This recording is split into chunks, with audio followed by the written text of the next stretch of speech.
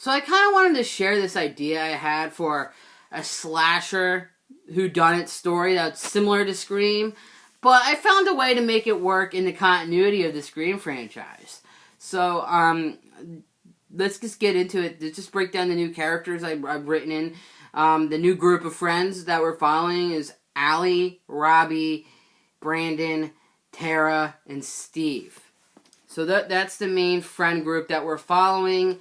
And let's first break down the plot of what's going on. So, 1 year prior to the events of the film, Andy Maxwell was hospitalized due to being assaulted at a town fair. So, yeah, that's basically the setup of, like, what's gonna be happening and transpiring and giving a character the motivation for what's gonna be happening in the movie. Okay, as the neighboring town of Woodsboro, Lakewood, being aware of the notorious killing spree, gets their own spree of murders, which launches a joint investigation with Woodsboro's cops, with Dewey taking charge, as where the first victim Carrie, and her friends are questioned for her death. So we kind of see the starting point of like what's happening in this film, like who's the murderer of like. You know, it all transpires with Carrie, as a sense of, like, as you can kind of get where I'm coming from. I'm taking, like, the concept of, like, each first letter of the first kills within the Scream franchise, in the first Scream movie, but I'm just changing it to a different C name. Like, so that's kind of where I kind of took those elements as, like, almost a concept as a reboot, just changing the name, but having a similar kind of concept.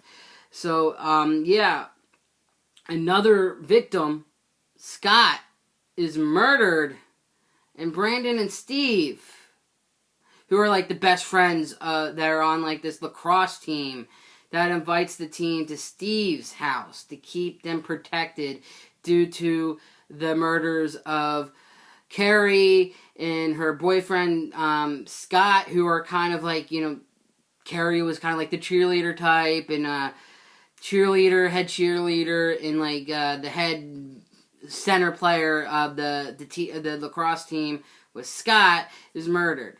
And, you know, that's kind of sets up the party angle of what's going on in there, but a few other, like, throwaway kills that we will have at the party, like, a few guests die, as, like, Henry, Tara, and Brandon, of just being some of the characters that are part of the cast that dies.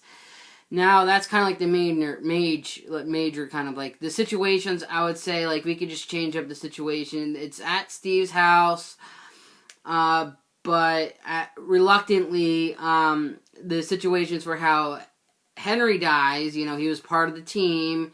He kind of, you know, creative kills that we can give for these characters.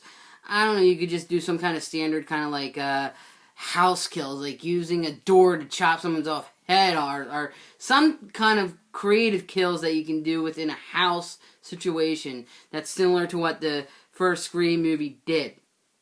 Now, since it's the winding down part of the movie, as it's revealed, the killer is actually Steve. Because it was his brother that was hospitalized, and he wants revenge on the people who hurt him. Because he found out the team were kind of hassling him and caused him to be knocked out and bruised and scarred. And he wanted revenge. Oh, and his girlfriend, Allie, helped him out with this. So that's kind of like the concept of two characters working together to get revenge on these people. But what's the twist for it being a Scream movie? Well, we find out, due to the events of Stu Macher and his family, they moved to Lakewood and changed their name to Maxwell, of being ashamed of Stu. Now his cousins, Steve, wants revenge on the cross team people that he was a part of the team. Like, he didn't join the team until like that happened because he liked the sport, so he kind of, that's the go there. You know, it's like the boyfriend, the brother of the character that was hospitalized was, you know, was being assaulted by the group of people that were killed. You know, Carrie, who's kind of known as like the cheerleader. And then Scott, you know, a few members of the team, like Scott, Tara, and Scott, Henry, and Brandon's character are killed.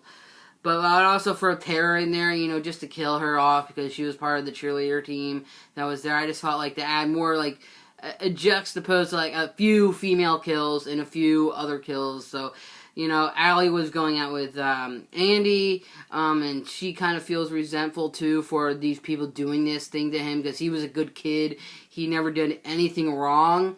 So in a sense, we're kind of like villainizing the Mocker family or exploring more of that because I think that's an idea that they wanted to do in Scream 3. So I was thinking, how can I orchestrate events to make it work? I like this idea for a slasher movie. It was my original idea was just to kind of change a few elements that I had in my script to kind of feel like a Scream movie whodunit kind of thing. We would have some like red herrings in the film and stuff, you know.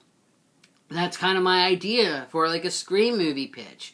Tell me down below what you think, or how I would work in like other characters. Like if I wanted to, maybe we could have like Dewey over the like Skyping the characters on Skyping the characters that aren't in this movie because we don't really need to have them in it. Like we kind of closed out their chapter by the 5th movie. Like I'm saying, like, oh, if this doesn't happen, you know, if he doesn't die, we can do another character playing that investigation play idea. So that's kind of my idea for Scream 5. It was like that's set into the same continuity of just kind of villainizing the Mocker family again, like because they originally wanted to have him kind of orchestrating things with the fan club. I figured, you know, let's just take another character from the Mocker family and have him be a killer and have him be connected to, in a sympathetic route because he's not the asshole who started all this. Like these jerks who let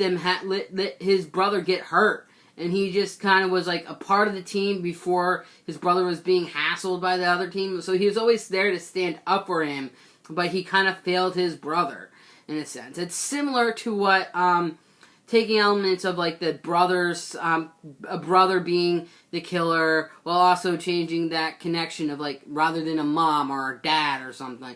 They would be a little bit like they could be thrown as like killers, but why wouldn't they? The idea for why they couldn't do anything is because we find out some of the characters have parents. One is a cop. So we realize, oh, if we try to press charges or something, you know, they wouldn't like that, you know. Again, these people weren't pressed for charges for assaulting this kid, you know, and due to him not being able to be touched, you know, he basically turns himself into the masked Ghostface character. You know, he gets inspired by, you know what, maybe I'll just do this.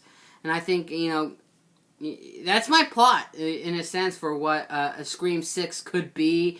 Tell me what you think down below. I really am curious of what people would think about this idea for a plot. In a sense, again, it's like, this is kind of like a what-if situation of like taking a lot of elements that's like fan-fiction-y / also streamlining it in a way that's kind of cool. Because originally, again, this was, I had an original script for a slasher killers movie like this. But it was going to be a little bit more darker, but I didn't want to really go into that route. I just feel change some of the circumstances around to kind of fit into the Scream universe. So that's my Scream 6 idea. Tell me what you think down below, and yeah, that's that.